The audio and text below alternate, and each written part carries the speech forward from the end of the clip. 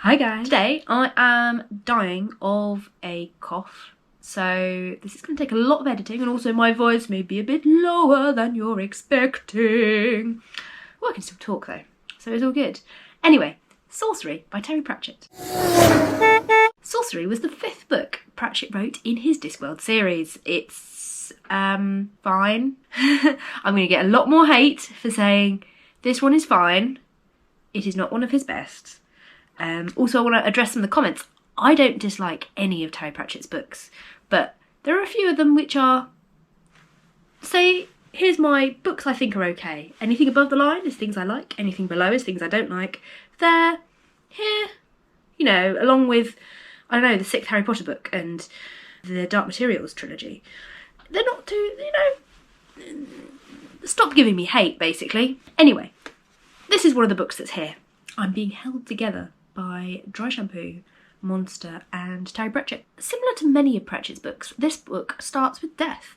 Well, a death and death coming together. It was either Stephen Briggs or Neil Gaiman who said that it became a trope with Pratchett that most of his books start with death coming to collect a soul, and it sort of sets off, it's the inciting action to start off the book. But it's one of those things that it's always done differently and it's always done well, and you need to have something that sets off the book, and why not bring in one of your favourite characters to do a thing? Ipslaw was banished from Unseen University because he did the naughty. As you may remember from the 3rd book, Esk was the 8th son of an 8th son, or rather 8th child of an 8th son, and that gave her magical powers and meant that she had to become a wizard. Whereas Coin in this book is the 8th son of an 8th son of an 8th son. This is where Ipslaw the Red comes in. He was the 8th son of an 8th son. He has 8 sons, the youngest of which was Coin. By wizard law, the 8th son of a wizard is a sorcerer, sort of like a wizard squared, basically. It was part of the reason why wizards aren't meant to do the naughty. It's kind of discovered that basically wizards can do the naughty and carry on being wizards. It's just that we try to stop them doing that so we don't have too many sorcerers. And Rincewind makes the point that the reason sorcerers were so bad was because they were all infighting, whereas if you've only got one, it's not too bad. Although, if it wasn't too bad, then this would be a bit of a pointless book, really. So Coin goes to the wizard's school, Unseen University, kills the Arch-Chancellor, who at this point is Virid Wozzygoose. Honestly, it's so hard to keep up with which Arch-Chancellor is around, but this is going to stop soon. I'm quite excited. Ridcully's only a few books away, and then I don't have to keep on remembering which Arch-Chancellor is in power at the moment. I think we've had more Arch-Chancellors than books so far. So the wizards get more and more powerful, taking over the whole of Ankh-Morpork. It all goes a bit bad. Also, there's a Grand Vizier called Abrim, and his main job is to be the bottom of a hat. And that's why his name is Abrim. Good pun.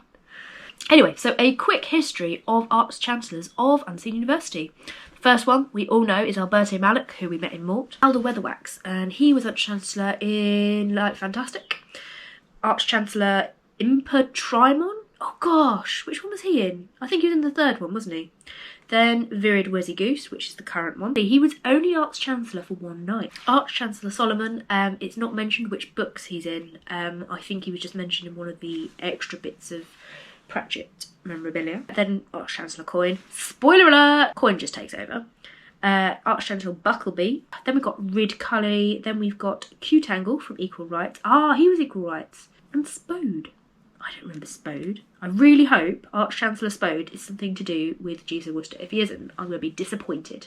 Anyway, Rincewind tries to stop Coin, the sorcerer. He uses a sock with a brick in it because lots of messing around, lots more tropes, lot more things to do with magic and wizards and just general fantasy genre making fun of. La la la. Coin is so powerful that he turns the whole of Ankh-Morpork back to how it was before he started, and he realises that he's too powerful for this world and disappears into a void of his own. And he's never seen on the Discworld again, which is quite sad. And Rincewind ends up in the Dungeon Dimensions, which leads us on to Eric, which doesn't lead us on to Eric right now, but it will do when we get there.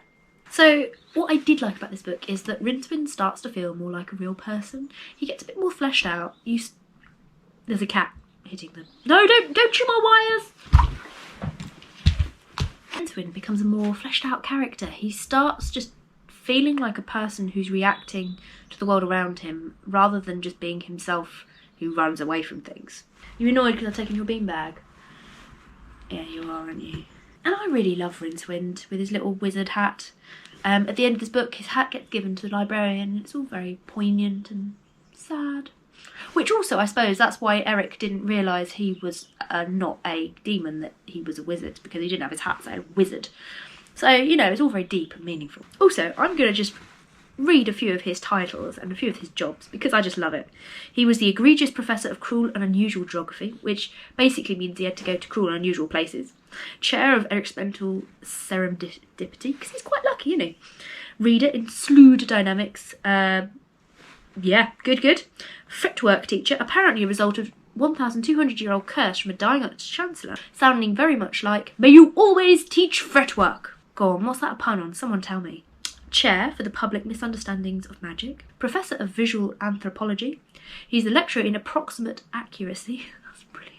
Assistant librarian, which we all know and love him as. And also the Health and Safety Officer. Because that's what every university needs. I would have assumed that Ponder Stibbons took that role, really. I can't imagine. I think Rincewind just runs away from danger. Oh, also, one of Pratchett's first short stories was called Rincemangle, the Gnome of Evenmore, which seems to be a basis for Rincewind's name. And I will say this is from his book, A Blink of the Screen. I haven't just made this up. So on to some more of the characters. We have Coin, our young boy wizard sorcerer. He basically just steamrollers his way in. He seems like a dude. Under his rule, he also transformed the patrician into a lizard, which I like to think that at this stage it wasn't veterinary, or maybe it was. I asked this in a previous video and I did find the answer, that it may be veterinary in Mort, so this may be veterinary in this book, but we're still not 100% sure until Guard's Guards, which is when he's first named. Coin's father, Ipsilor the Red, who died at the beginning of the book, he embodied himself in Coin's staff, and the big sort of move forward is where Coin rejects his staff and is no longer under the power of his father. I thought it was quite a sweet sort of meaningful-ish ending, where he sort of, it's about casting away your expectations and stuff like that. But also quite a bang on the head, really, as a metaphor. It's not really a metaphor, it's more a literal thing that he did. This book did have a good number of puns. So in this book, we get Cornina the hairdresser, who is Cohen the Barbarian's daughter from one of his relationships. When she describes how her parents are met, it is identical to In the Colour of Magic, so we do assume it's from that union. So the Arch-Chancellor's hat recruited her to come and help dispose Coin. So you have Cornina, and we also have Nigel. I'm assuming that's a play on Nigel. Good name, quality. I was a bit more mellow by the time I read this book, and I find most of the puns hilarious, even if they're quite childish. So Nigel, I'm going to pronounce it Nigel, even if that's not how it's meant to be pronounced. He was the son of Herbert the Provision Merchant. And he wanted to be a barbarian hero, like, you know, Cohen the Barbarian or all those people. And it definitely looks like he plays the Discworld version of Dungeons and Dragons. Really sorry, I'm not finding the themes in this book. It feels like Terry Pratchett is trying to do something that he's grown tired of. I think he used most of his really good puns and jokes in the first two books, because they are good. The jokes and the puns are really good. I just prefer something with a bit more plot. Whereas this book has the plot, but it takes away a part of the jokes. And there's still a lot of jokes, don't get me wrong, there's still a lot of jokes. I enjoyed this book more than I enjoyed reading The Colour of Magic and Light Fantastic, but I find it harder to sort of find things to talk about. It just feels a bit more generic. It's a fun romp through Ankh-Morpork. Rincewind, I like him as a character in this book. I just found him a bit irrelevant in the first two books. He hadn't found his feet. He was an audience stand-in in the first two books, which is fine. I love a Mary Sue more than anyone else. I can't quite put my finger on why I'm finding it really hard to talk about this book. It could just be because I've got a cold. It might just be that my brain stopped working.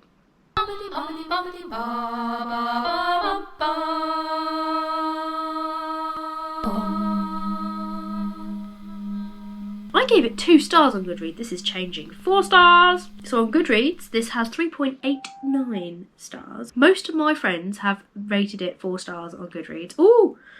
Lily Weatherwax rated it 3 stars, whoever she is. I just make friends with random people on Goodreads. If anyone wants to make friends with me on Goodreads, hit me up. The link is in the description. It's interesting, I'm just having a skim through reviews on Goodreads, and this person said exactly the opposite to what I said. They said that they thought it was more like The Colour of Magic than The Colour of Magic, and that they liked the plot, but there were too many zingers. It concentrated on the zingers, and it was trying too much. And I think that's true, actually. I think Pratchett was trying to prove to his old guard followers who loved the first 2 books that he could still do it, and actually, in all honesty, the reason the only other one he wrote like this was Eric, which actually I really like, is because he couldn't do much more of this. He'd done what he'd set out to do, and it was lovely and nice, but he needs to move on. I love the luggage in this. I think this is one of the best luggage books. Here's a really good quote. "The luggage stood in the dripping street, the knife still quivering in its lid, and stared at her. Then it changed its position slightly, its little legs moving in a complicated tango pattern, and stared at Rincewind. The luggage didn't have any features at all apart from a lock and a couple of hinges. But it could state better than a rockfall of iguanas. It could outstare a glass-eyed statue when it came to a look of betrayed pathos. The luggage could have the average kicked spaniel moping back in its kennel." Oh, love it. Also, I've only just realised that it's thanks to this book that I can't spell sorcery. I just thought I'd been spelling it wrong for years, and I've been having a lot of trouble with this recently. I'm a bad speller when it comes to the best of times, but basically the U isn't meant to be there, and I've literally only just realised that. So I barely talked about the luggage in the first video, and that was a major faux pas. Hobity's nerfect. Spooner rhythms. Anyway, so the luggage was from the Argentine Empire and is just amazing. It's just little bits of luggage with loads of feet. I always imagined them more like spidery feet, whereas the picture on the front has like a baby toy feet. It makes you think of that toy from Toy Story, the spider. Oof. Anyway, he is basically Rincewind's bodyguard. He goes around saving him. I love the stuff he does in Eric, which I'll talk about in Eric. I need to shut up about Eric. I basically just finished Eric and I'm a bit ahead of my videos at the moment. And I just love Eric. The luggage is cool, but I was quite sad that he sort of seemed to leave Rincewind alone for a lot of the book when he's literally there to protect Rincewind, and it's a bit of a bastard really. He needs to not do that. I'm totally running out of steam. I don't know if you can tell this. Basically, I'm going to give this book a reasonable sort of vote of, but this is the hardest review I've done so far, and hopefully it'll be getting easier because the next one is Weird Sisters, or is it Pyramids? The next 2 are Weird Sisters and Pyramids, whichever way round they'll be. It was lovely to chat. See you next time. Bye.